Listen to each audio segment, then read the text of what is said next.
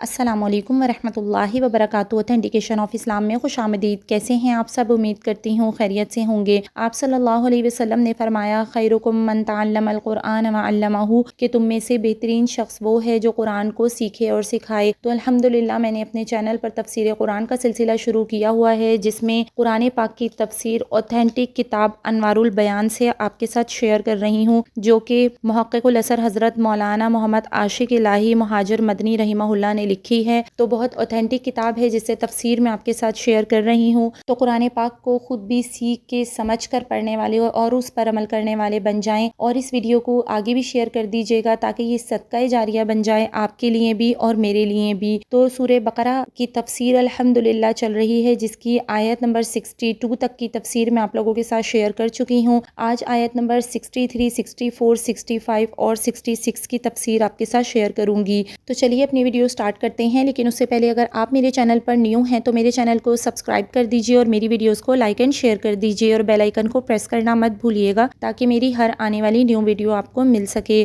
نحمدہ ونصلی علی رسولہ الکریم، فاعوذ باللہ من الشیطان الرجیم، بسم اللہ الرحمن الرحیم۔ وَإِذْ أَخَذْنَا مِيثَاقَكُمْ وَرَفَعْنَا فَوْقَكُمُ الطُّورَ۔ وَإِذْ أَخَذْنَا، اور جب ہم نے لے لیا، میثاقکم، تم سے تمہارا عہد، ورفعنا، اور ہم نے اٹھا دیا، فوقکم الطور، تمہارے اوپر کوہ طور کو، خذوا ما آتیناکم بقوہ، خذوا، لے لو، ما آتیناکم بقوہ، قوت کے ساتھ یا مضبوطی کے ساتھ اس چیز کو جو کچھ ہم نے تم کو دیا ہے، وَاذْكُرُوا مَا فِيهِ لَعَلَّكُمْ تَتَّقُونَ، وَاذْكُرُوا، اور یاد کرو، مَا فِيهِ، جو کچھ اس میں ہے، لَعَلَّكُمْ تَتَّقُونَ، تاکہ تم متقی بن جاؤ۔ ثُمَّ تَوَلَّيْتُم مِّن بَعْدِ ذَلِكَ، ثُمَّ تَوَلَّيْتُم، پھر تم اس سے پھر گئے، مِّن بَعْدِ ذَلِكَ، اس کے بعد، یعنی اس کے بعد تم اس سے پھر گئے۔ فَلَوْلَا فَضْلُ اللَّهِ عَلَيْكُمْ، فلولا، سو اگر نہ ہوتا، فضل اللہ، اللہ کا فضل، علیکم، تم پر، ورحمتہ، اور اس کی رحمت، لکنتم من الخاسرین، لکنتم، تو ضرور تم ہو جاتے، من الخاسرین، خسارہ پانے والوں میں سے، تباہ کاروں میں سے۔ تو بنی اسرائیل سے اس آیت میں پختہ عہد لینے کا ذکر کیا گیا ہے، اور پھر ان کا منحرف ہو جانا یا انکار کرنا۔ تو جب حضرت موسیٰ علیہ السلام توریت شریف لے کر آئے اور مستقل شریعت بنی اسرائیل کو دی گئی، تو بنی اسرائیل سے عہد لیا گیا کہ اللہ وحدہ لا شریک لہ کی کتاب پر ایمان لائیں اور اس کے رسول کا اتباع کریں اور اس کی شریعت پر عمل کریں۔ تو جب انہوں نے سخت احکام دیکھے تو عمل سے انکار کرنے لگے، لہٰذا اللہ تعالیٰ نے پہاڑ طور کو، یعنی جو کوہ طور ہے، اس کو اس کی جگہ سے اکھاڑ کر ان کے اوپر کھڑا کر دیا، اور فرمایا کہ ہم نے جو کچھ دیا ہے اسے قوت کے ساتھ یا مضبوطی کے ساتھ لے لو، اور جو کچھ اس میں ہے اسے یاد کرو۔ تو سورہ اعراف میں اس بات کو اور زیادہ واضح طریقے پر یوں بیان فرمایا گیا ہے، وَإِذْ نَتَقْنَا الْجَبَلَ فَوْقَهُمْ كَأَنَّهُمْ ظُلَّةٌ وَظَنُّوا أَنَّهُ واقع بهم خذوا ما آتيناكم بقوة واذكروا ما فيه لعلكم تتقون۔ اور وہ وقت بھی قابل ذکر ہے جب ہم نے پہاڑ کو اٹھا کر سائبان کی طرح ان کے اوپر معلق کر دیا، اور ان کو یقین ہو گیا کہ اب ان پر گرا، اور ہم نے کہا کہ لے لو قوت کے ساتھ جو ہم نے تم کو دیا ہے، اور یاد کرو جو کچھ اس میں ہے تاکہ تم متقی ہو جاؤ۔ تو یہ سورہ اعراف کی آیت کا ترجمہ ہے۔ تو جب انہوں نے دیکھا کہ واقعی پہاڑ گرنے کو ہے تو اس وقت مان لیا، لیکن بعد میں اس میثاق عظیم کو یا اس عہد کو توڑ دیا اور اپنے اقرار سے پھر گئے۔ اللہ تعالیٰ نے ان کو توبہ کرنے کی توفیق دی اور ان کو باقی رکھا، اور حضرات انبیاء اکرام ان کی طرف آتے رہے اور ان کو ہدایت دیتے رہے۔ اللہ کا فضل نہ ہوتا اور اس کی رحمت شامل حال نہ ہوتی تو دنیا اور آخرت میں برباد ہو جاتے۔ وَلَقَدْ عَلِمْتُمُ الَّذِينَ اعْتَدَوْا مِنْكُمْ فِي السَّبْتِ، وَلَقَدْ عَلِمْتُمُ الَّذِينَ، اور البتہ تحقیق تم نے ان لوگوں کو جان لیا، نعتدوا، جن لوگوں نے زیادتی کی، منکم فی السبت، سنیچر کے دن زیادتی کی۔ سنیچر بولتے ہیں ہفتے کے دن کو، کہ جنہوں نے ہفتے کے دن یا سنیچر کے دن زیادتی کی، فَقُلْنَا لَهُمْ كُونُوا قِرَدَةً خَاسِئِينَ، فَقُلْنَا، سو ہم نے کہا کونو ہو جاؤ قردۃ خاسین بندر ذلیل فجعلناها نکالا لما بین یدیہا، یعنی ہم نے اس کو عبرت بنا دیا ان لوگوں کے لیے جو اس وقت موجود تھے، یعنی اس دور کے لوگ، وما خلفہا، اور جو بعد میں آنے والے ہیں، یعنی ہم نے اس کو عبرت بنا دیا ان لوگوں کے لیے جو اس وقت موجود تھے، یعنی اس دور کے لوگ، اور جو بعد میں آنے والے ہیں۔ وَمَوْعِظَةً لِّلْمُتَّقِينَ، وَمَوْعِظَةً، اور نصیحت رکھ دی یا نصیحت بنا دیا، للمتقین، ڈرنے والوں کے لیے۔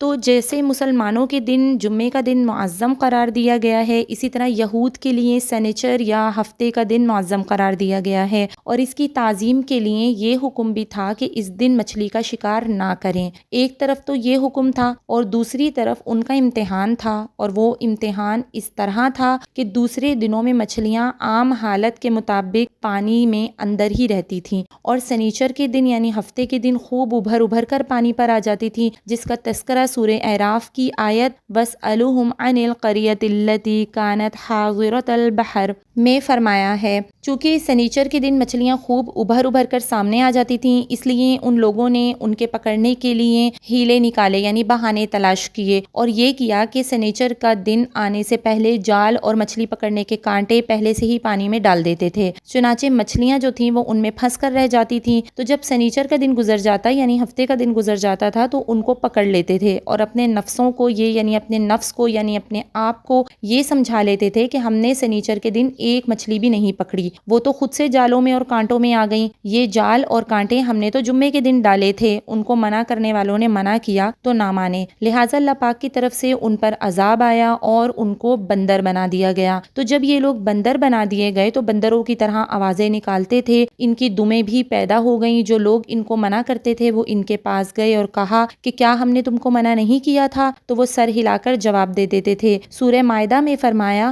وَجَعَلَ مِنْهُمُ الْقِرَدَةَ وَالْخَنَازِيرَ، کہ اس میں بتایا ہے کہ بندر اور خنزیر بنا دیے گئے۔ یہ خنزیر بنا دینے کا واقعہ اس موقع سے متعلق ہے۔ سنیچر کے دن مچھلیاں پکڑنے کے جرم میں بندر بنا دیے گئے تھے، یا اور کسی موقع سے متعلق ہے، یقین کے ساتھ کچھ بھی نہیں کہا جا سکتا، کیونکہ اس بارے میں کوئی صحیح روایت نہیں ملتی۔ البتہ تفسیر ابن کثیر میں یہ جو آیت ہے وَلَقَدْ عَلِمْتُمُ الَّذِينَ اعْتَدَوْا مِنْكُمْ فِي السَّبْتِ کے ذیل میں حضرت ابن عباس سے نقل کیا ہے کہ سنیچر کے دن زیادتی کرنے والے بندر بنا دیے گئے اور خنزیر بھی، تو ان میں جو جوان تھے وہ بندر ہو گئے اور جو بوڑھے تھے وہ خنزیر بنا دیے گئے۔ حضرت ابن عباس سے یہ بھی منقول ہے کہ جو قوم مسخ ہوئی ہے وہ مسخ شدہ حالت میں 3 دن سے زیادہ نہیں رہی، ان 3 دنوں میں انہوں نے کچھ کھایا پیا بھی نہیں اور ان کی نسل بھی نہیں چلی۔ یہ جو بندروں اور خنزیروں کی نسلیں ہیں مسخ شدہ قوموں کی نسلیں نہیں ہیں، بلکہ یہ سب اللہ تعالیٰ کی مستقل مخلوق ہیں۔ یعنی ابھی جو اس دنیا میں بندر اور خنزیر کی نسلیں موجود ہیں، آپ یہ نہیں سمجھیے گا کہ جو مسخ شدہ قومیں تھیں یعنی جن قوموں پر عذاب نازل ہوئے یہ ان کی نسل میں سے نہیں ہیں، بلکہ یہ سب اللہ تعالیٰ کی مستقل مخلوق ہیں۔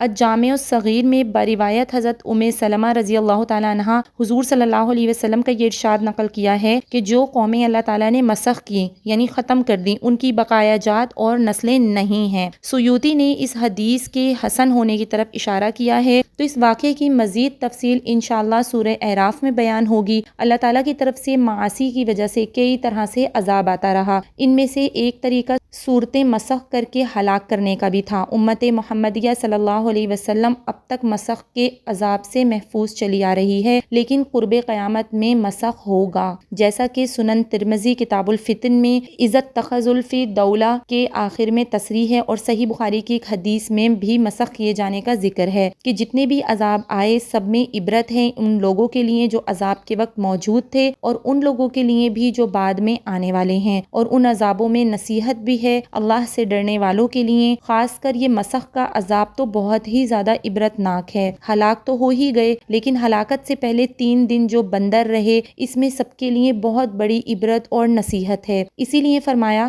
ہم نے ان کو عبرت بنا دیا ان لوگوں کے لیے جو اس وقت موجود تھے اور جو بعد میں آنے والے ہیں، اور نصیحت نصیحت بنا دیا ڈرنے والوں کے لیے۔ لما بین یدیہا وما خلفہا کی تفسیر کرتے ہوئے مفسر بیضاوی لکھتے ہیں کہ جس زمانے میں ان کو مسخ کرنے کی سزا دی گئی اس زمانے کے لوگوں کے لیے اس کے بعد آنے والوں کے لیے عبرت ہو جائے، اور ایک معنی یہ بھی لکھا ہے کہ جہاں یہ واقعہ پیش آیا وہاں کی قریب کی بستیوں اور دور کی بستیوں کے لیے عبرت ہو جائے۔ حضرت ابن عباس سے بھی یہ دوسرا معنی منقول ہے۔ حضرت ابو العالیہ کا تفسیر ابن کثیر میں قول نقل کیا ہے، یعنی وما خلفہا سے وہ بنی اسرائیل مراد ہیں جو اس عبرتناک واقعے کے بعد باقی رہے۔ یہ واقعہ ان کے لیے عبرت ہے تاکہ اپنے اسلاف یعنی اپنے پہلے جیسے لوگوں جیسا عمل نہ کریں۔ تو حضرت حسن اور قتادہ رحمہ اللہ نے موعظۃ للمتقین کے بارے میں فرمایا کہ ان لوگوں کے بعد میں جو آنے والے ہیں ان کے لیے نصیحت ہے، وہ اللہ تعالیٰ کے عذاب سے ڈریں گے اور خوف کھائیں گے۔ اور عطیہ اوفی نے کہا ہے کہ المتقین سے حضرت محمد صلی اللہ علیہ وسلم کی امت مراد ہے۔ مفسر ابن کثیر نے حضرت ابو ہریرہ رضی اللہ تعالیٰ عنہ سے نقل کیا ہے کہ رسول اللہ صلی اللہ علیہ وسلم نے ارشاد فرمایا کہ ان چیزوں کا ارتکاب نہ کرو جن کا یہودیوں نے ارتکاب کیا۔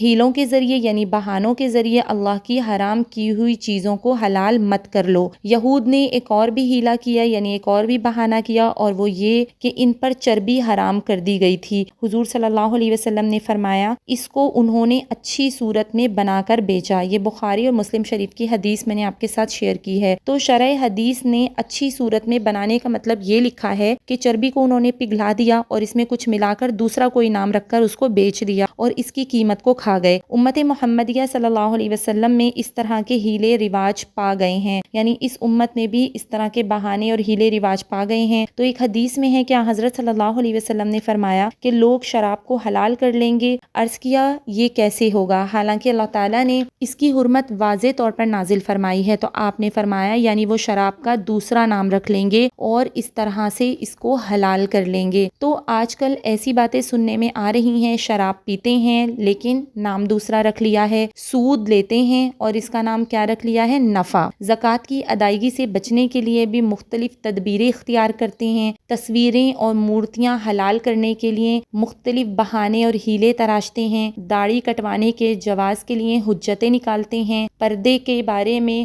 حجتیں نکالتے ہیں کہ پردہ تو اسلام میں صرف جسم کو ڈھکنے کو کہا گیا ہے، چہرے کا پردہ قرآن پاک میں نہیں ہے۔ تو اس طرح کے ہیلے بھی امت محمدیہ تلاش کر رہی ہے۔ اس طرح کے ہیلوں اور بہانوں کی تفصیلات اگر ہم دیکھیں تو ہمارے ارد گرد بہت ساری مل جائیں گی جو آج امت محمدیہ میں بھی رواج پا گئی ہیں۔ تو ان چیزوں سے بچیں اور اللہ پاک نے جن احکام شریعہ پر عمل کرنے کے لیے کہا ہے ان پر عمل کریں، اور جن چیزوں سے بچنے کا حکم دیا ہے ان سے بچیں۔ تو آج کی تفسیر میں اتنا ہی، انشاءاللہ اگلی تفسیر میں سورہ بقرہ میں جس بقرہ یعنی گائے کے ذبح کا واقعہ بیان کیا گیا ہے، وہ واقعہ کیوں پیش آیا تھا اور یہودیوں نے اس میں کس طرح کی بحث کی تھی، اس بیل کو یعنی اس گائے کو یا بقرہ کو ذبح کرنے کے بعد کس طرح سے مردہ زندہ ہوا تھا، تو وہ پورے واقعے کا تذکرہ انشاءاللہ نیکسٹ ویڈیو میں کروں گی۔ تو آج کی ویڈیو میں بس اتنا ہی۔ میری اس ویڈیو کو لائک اینڈ شیئر کرنا مت بھولیے گا۔ اسی طرح کی اور بہت ساری اوتھینٹک ویڈیوز کے لیے دیکھتے رہیے اوتھینٹیکیشن آف اسلام۔ السلام علیکم ورحمۃ اللہ وبرکاتہ۔